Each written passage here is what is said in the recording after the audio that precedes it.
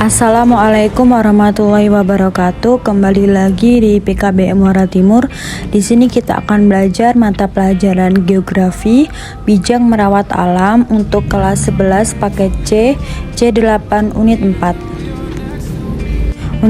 Untuk materi yang pertama yaitu A. Membangun tidak merusak. Sudah banyak contoh peristiwa atau kejadian kegagalan pengelolaan sumber daya alam, eksploitasi sumber daya alam yang berlebihan untuk kepentingan manusia menyebabkan menipisnya persediaan sumber daya alam. Bahkan sisa-sisa pengelolaan berbagai barang akhirnya menimbulkan bencana bagi kehidupan manusia. Beberapa contoh bencana lingkungan akibat perusakan sumber daya alam yaitu sebagai berikut. Yang pertama itu ada pencemaran limbah industri dan rumah tangga menyebabkan tercemarnya air tanah dan air permukaan. Terjadinya hujan asam yang mengakibatkan timbulnya berbagai penyakit, kerusakan dan kematian tanaman pertanian serta kerusakan hutan. Yang kedua ada pencemaran yang disebabkan oleh kecelakaan industri, misalnya bocornya pabrik pestisida di Bhopal, India, dan kecelakaan pusat listrik tenaga nuklir di Chernobyl, Rusia telah menimbulkan banyak korban jiwa dan kerugian harta benda. Yang ketiga ada terjadinya erosi dan banjir akibat penggundulan hutan di berbagai bagian bumi seperti India, Indonesia, dan Cina. Keempat, terganggunya udara di kota London dan Los Angeles karena udara tercemar oleh asap berbagai industri sehingga mengganggu kesehatan penduduk. Yang kelima yaitu ada malapetaka yang terjadi di Ethiopia, Afrika pada tahun 1980, yakni kegagalan panen akibat kekeringan yang menyebabkan kelaparan dan kematian. Berawal dari pertumbuhan penduduk yang tinggi, penggundulan hutan, serta erosi tanah yang meluas dan kurangnya dukungan terhadap program pertanian. Yang terakhir itu ada lumpur lapindo di Sidoarjo, Jawa Timur yang terjadi akibat kesalah prosedur dalam pengeboran gas alam menyebabkan keluarnya lumpur belerang yang merendam kawasan Porang, Sidoarjo, sehingga ratusan rumah terendam lumpur dan ribuan penduduk harus kehilangan tempat tinggalnya. Selanjutnya ada berikut ini beberapa upaya untuk memanfaatkan sumber daya alam tanpa harus merusak dan senantiasa menjaga kelestariannya. Yang pertama itu ada prinsip pengelolaan sumber daya alam. Sumber daya alam banyak sekali macamnya, merupakan bahan dasar bagi pengelolaan untuk memenuhi segala kebutuhan manusia. Sumber daya alam akan benar-benar berguna apabila pemanfaatannya diutamakan pada pemenuhan kebutuhan dan kelangsungan hidup manusia.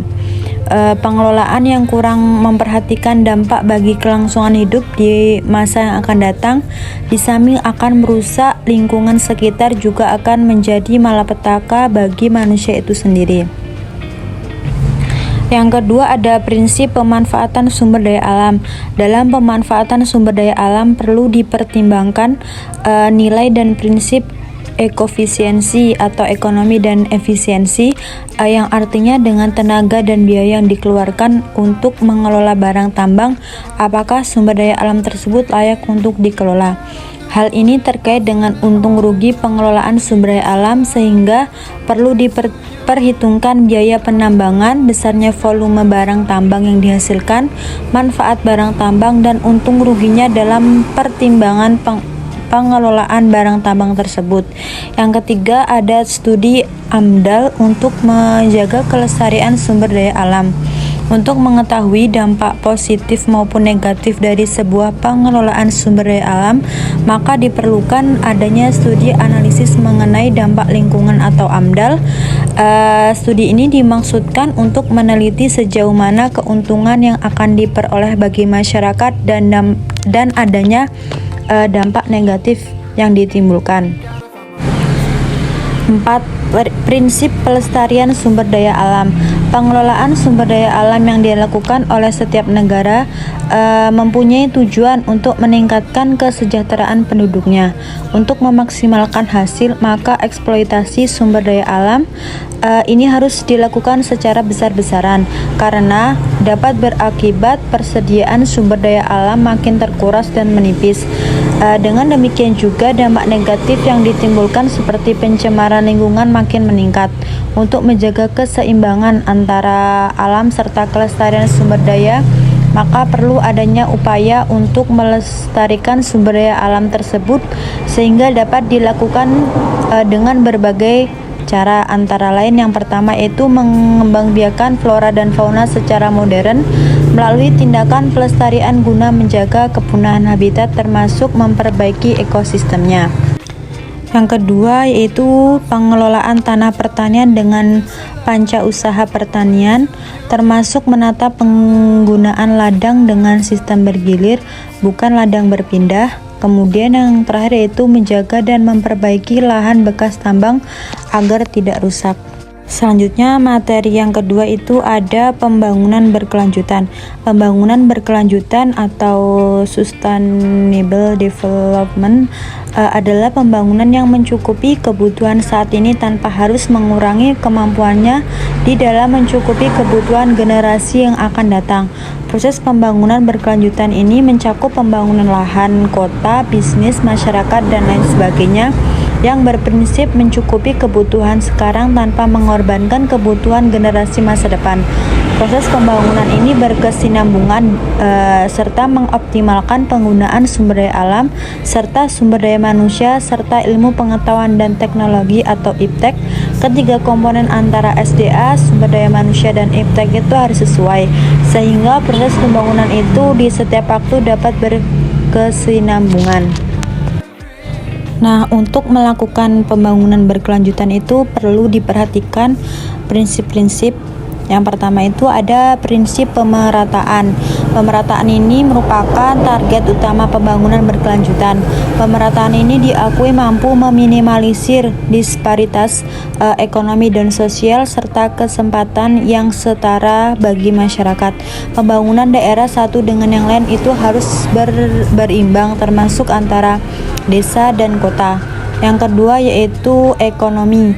Pendekatan pembangunan faktor ekonomi di dalam pembangunan berkelanjutan menitik beratkan pada peningkatan keahlian pekerja sehingga mampu menambah daya saing di dalam meraih pekerjaan yang layak, mendorong kerja mirip ekonomi strategis dan peningkatan performa infrastruktur dasar seperti perumahan, air, jalur, dan lain sebagainya sampai infrastruktur informasi. Kemudian prinsip yang ketiga itu ada energi. Penerapan penghematan energi merupakan bagian dari pembangunan berkelanjutan. Contoh penerapannya yaitu dengan mengoptimalkan pembangunan dengan pencahayaan alam atau sinar matahari sebanyak mungkin, memanfaatkan energi angin untuk memutar kipas angin sebagai pendingin ruangan. Prinsip yang keempat yaitu ekologi. Prinsip pelestarian ekologi di dalam pembangunan berkesinambungan diterapkan lewat pembangunan lahan campuran semaksimal mungkin. Perhatikan keberadaan ruang terbuka hijau, proses transportasi dan pembangunan saling terintegrasi dan membatasi pemekaran kota secara berlebihan. Dan prinsip yang kelima yaitu engagement atau peran serta. Pembangunan berkesinambungan ini mampu dilaksanakan lewat peningkatan dan pengoptimalan partisipasi atau peran serta dari masyarakat. 1. Pelaksanaan pembangunan berwawasan lingkungan. Dalam pembangunan perlu memperhatikan faktor lingkungan karena faktor lingkungan berfungsi sebagai penopang pembangunan secara berkelanjutan. Jika pembangunan secara terus-menerus tidak memperhatikan faktor lingkungan, maka lingkungan hidup akan rusak dan pembangunan itu sendiri akan terancam. Dalam pelaksanaan pembangunan berwawasan lingkungan, perlu memperhatikan hal-hal sebagai berikut. Yang pertama yaitu ada proses pembangunan hendaknya berlangsung secara terus-menerus dengan ditopang kualitas lingkungan dan manusia yang berkembang secara berkelanjutan. Yang kedua yaitu membangun Pembangunan yang dilakukan kemungkinan meningkatkan kesejahteraan generasi sekarang tanpa mengurangi kesejahteraan generasi yang akan datang. Yang ketiga, lingkungan hidup memiliki keterbatasan sehingga dalam pemanfaatannya akan mengalami pengurangan dan penyempitan. Yang keempat, semakin baik kualitas lingkungan, maka semakin baik pula pengaruh terhadap kualitas hidup, seperti meningkatnya kesehatan, usia harapan hidup, dan menurunnya tingkat kematian. Dan yang terakhir yaitu penggunaan sumber daya alam yang tidak dapat diperbarui dilakukan sehemat mungkin dan dicari sumber daya alternatif lainnya berupa sumber daya terbarukan sehingga dapat digunakan sepanjang hayat, sehingga tidak dapat mengancam generasi selanjutnya. 2. Ciri-ciri pembangunan berwawasan lingkungan dan pembangunan berkelanjutan.